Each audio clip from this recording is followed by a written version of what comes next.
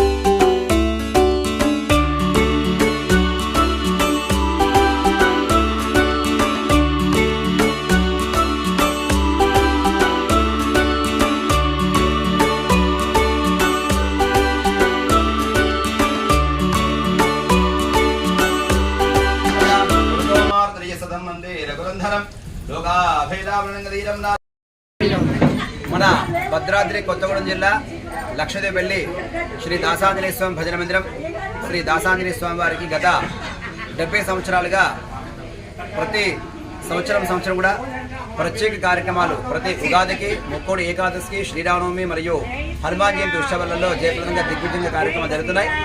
కార్యక్రమం భాగంగా ప్రతి మంగళవారం కూడా ఉదయం 5 గంటలకు స్వామివారికి విశేషంగా పంచామృత అభిషేకము, తర్వాత సింధూర అలంకరణ, నూతన వస్త్రాలంకరణ, ఆకుపూజ కార్యక్రమం విశేషంగా జరుగుతాయి.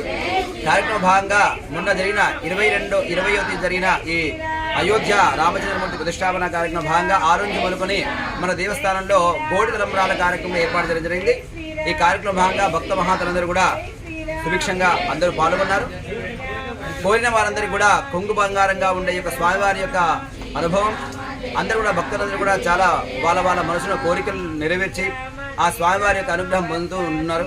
అదేవిధంగా భవిష్యత్తులో భక్తుల కోరిక మేరకు భక్తుల సహాయ సహకారంతో కొత్తగా దేవాలయం నిర్మాణం చేద్దామని చెప్పి అనుకుంటున్నాము. ఆ సంకల్పం కూడా